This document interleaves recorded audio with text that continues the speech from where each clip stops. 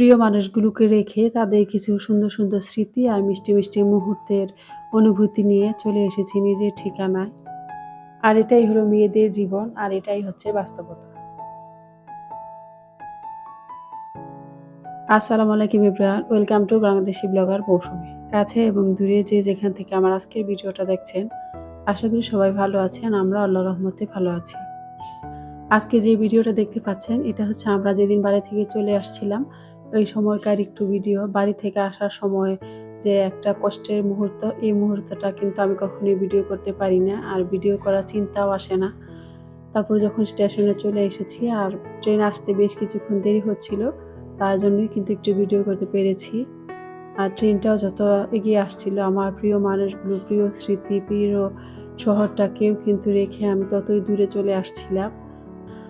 আর দীর্ঘ ৫ ঘন্টা জার্নি করে চলে এসেছি এই তো বাসায়। আর বাসায় ঢুকেই তো আমি ১ম এ ব্যালকনিতে এসেছি। আর আমার ব্যালকনিটা একদম বিধ্বস্ত অবস্থায় হয়ে গিয়েছে। এখানে অনেক গাছ মারাও গিয়েছে। যেহেতু বেশ অনেকটা সময় ছিলাম তার জন্য কিন্তু গাছগুলো এমন অবস্থা হয়েছে। আর যার কাছে দায়িত্ব দিয়ে গিয়েছিলাম উনিও অনেক বেশি বিজি ছিল। তার জন্যই হয়তো ঠিকমতো দেখাশোনা করতে পারেনি। আর তার থেকেও আমার সবচেয়ে কষ্ট লেগেছে আমাদের একটা পাখি মারা গিয়েছে। আর এটার জন্য আমার অনেক বেশি খারাপ লেগেছে। আর এত গরম পড়েছে আর পাখির খাঁচাতে নাকি পানিও শেষ হয়ে গিয়েছিল, যার জন্য কিন্তু পাখিটা মারা গিয়েছে। তারপরে তো সবকিছু গুছিয়ে রেখে যে এতগুলো ফ্রিজের আইটেম ছিল ওইগুলোকে ১ম এ ফ্রিজে রেখে দিয়েছি। আর বাড়ি থেকে আসার সময় এরকম অনেকগুলো কলা নিয়ে এসেছি, সাথে মিষ্টি আলুও ছিল। আর এখন যেহেতু সকাল হয়ে গিয়েছে তাই ভেবেছি হালকা পাতলা কিছু খেয়ে তারপরে হয়তো একটু শুয়ে রেস্ট করব কিংবা একটু ঘুম থেকে উঠে বাকি কাজগুলো করব। আর এদিক দিয়ে কিন্তু মুগ্ধা আর ওর বাবাও খেয়ে অল্প কিছু খেয়ে শুয়ে পড়েছে। বেশ কিছুক্ষণ আমিও ঘুমিয়ে নিয়েছিলাম। আর ঘুম থেকে উঠে আরও কিছু কাজ গুছিয়ে নিয়েছি। এদিক দিয়ে কিন্তু রান্নাটাও করে ফেলেছি। আর আজকে দুপুরে খাবারে ছিল বেগুন ভাজা আর মুরগির মাংস।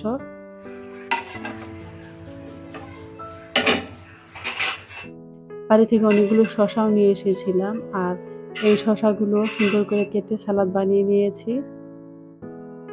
বাড়িতে যাওয়ার আগে যদিও সবকিছু খুব সুন্দর করে ক্লিন করে রেখে গিয়েছিলাম, কিন্তু যেহেতু অনেকদিনও ছিল আর হচ্ছে বাহিরে অনেক কিন্তু বাতাস, সেই সাথে তো বৃষ্টিও হচ্ছে না, যার জন্য কিন্তু ধুলোবালিতে আমার পুরো ঘরটা একদম এলোমেলো হয়ে আছে। আর এগুলো কিন্তু পরিষ্কার করতে বেশ অনেকটা সময়ও লাগবে।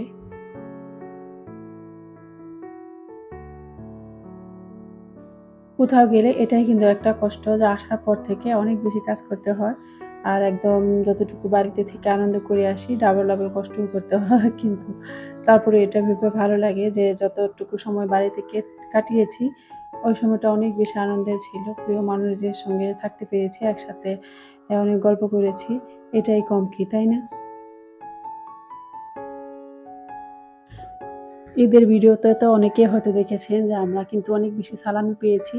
মুনতাহার সালামির টাকাটা কিন্তু ও রেখে দিয়েছে আর আমি যতটুকু পেয়েছিলাম আর সাথে কিছু যোগ করে আমি কিচেনের জন্য এই অর্গানাইজারটা কিনেছি। এটা আসলে যে যার প্রয়োজন অনুযায়ী ব্যবহার করে থাকেন।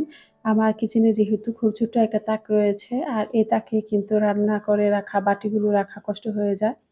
তার জন্য কিন্তু এটা আমার কিনতে হয়েছে।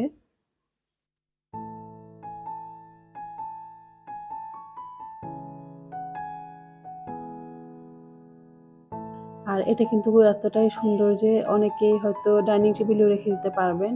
দেখতে কিন্তু বেশ ভালোই লাগবে। সেই সাথে কিন্তু অনেকটা কাজেরও। ঈদ উপলক্ষে কিন্তু এই পেজটাতে ভালো ডিসকাউন্ট দিয়েছিল। তার জন্য কিন্তু অর্ডার করেছিলাম। আর আমার পার্সেলটা আগেই চলে এসেছিল।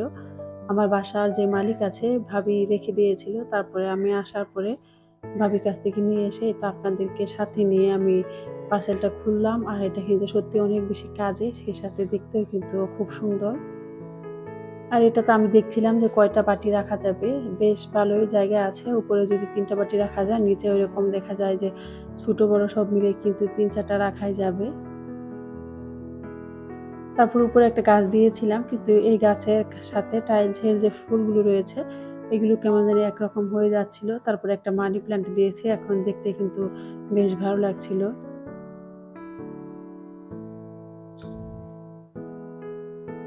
এখন কিন্তু কাঁচা আমের সিজন। আর কাঁচা আমের সময় কিন্তু কাঁচা আমের জুস, কাঁচা আমের বিভিন্নভাবে আচার এগুলো কিন্তু অনেক বেশি খাওয়া হয়। মতো আর বাবা কিন্তু কাঁচা আম দিয়ে ডাল, কাঁচা আমের তরকারি খুব পছন্দ করে। তার জন্য কিন্তু কিছু কাঁচা আম নিয়ে এসেছে। আর আমি এই তো ৩ টা কাঁচা আম নিয়েছি। আজকে একটু কাঁচা আমের জুস বানাবো। আমগুলো একটু মিডিয়াম সাইজের ছিল আর মোটামুটি অনেক বেশি টকও ছিল। যার জন্য কিন্তু আমি ৩ টা নিয়েছি। আর খুব সুন্দর করে পিলার দিয়ে আগে ছিলিয়ে নিয়েছি। তারপরে এখন খুব কেটে নিচ্ছি। ১ম ভেবেছিলাম হয়তো ভিতরের যে শক্ত আটিটা এটা হয়নি, কিন্তু একটু শক্ত হয়ে গিয়েছে। যার জন্য কিন্তু পরে আবার আমার অন্যভাবে কাটতে হয়েছে। আমার আজকের ভিডিওটা যদি আপনাদের কাছে কোথাও ভালো লেগে থাকে, প্লিজ লাইক দিতে ভুলবেন না। আপনি যদি আমার চ্যানেলে নতুন হয়ে থাকেন, চাইলে আমার চ্যানেলটিকে সাবস্ক্রাইব করতে পারেন। ফেসবুক পেজ থেকে যারা ভিডিওটা দেখছেন, চাইলে ফলো দিয়ে রাখতে পারেন। আর আপনি যদি এই কাজটি অলরেডি করে থেকে থাকেন, আপনাকে অসংখ্য ধন্যবাদ ও ভালোবাসা। আচ্ছা, এদিক দিয়ে আম কাটা হোক আর আমার প্রিয় আপুদের কিছু মিষ্টি, মিষ্টি কমেন্টস আমি আপনাদের সাথে শেয়ার করি। গত ভিডিওতে লাভলি আক্তার চ্যানেল থেকে লাভলি আপু আমাকে কমেন্টস করেছিল, প্রিয় মৌসুমী আপু একদম ঠিকই বলেছ। বিদায় মুহূর্তটা অনেক কষ্টের হয়ে থাকে। সত্যিই বলেছ, আনন্দের মুহূর্তগুলো খুব তাড়াতাড়ি চলে যায় স্বপ্নের মতো। তোমার ভিডিওটা দেখে খুব ভালো লাগলো। আলহামদুলিল্লাহ। আমার প্রিয় লাভলি আপু, আপনাকে অনেক, অনেক ধন্যবাদ। আপনি আমাকে এত সুন্দর করে কমেন্টস করেছেন। সেই সাথে আমার কষ্টটা আপনি বুঝতে পেরেছেন। তার জন্য আপনাকে অনেক, অনেক ভালোবাসা রইল। এদিক দিয়ে কিন্তু আমি আমগুলো কেটে নিয়েছি আর সাথে 1/2 কাপ চিনি নিয়েছি, 1 টিস্পুন পরিমাণ লবণ নিয়েছি আর সাথে 1 টেবিল স্পুন সমান নিয়েছি বিট লবণ আর সাথে 4 টা কাঁচামরিচ আর এগুলো দিয়ে খুব সুন্দর করে ব্লেন্ড করে নিয়েছি।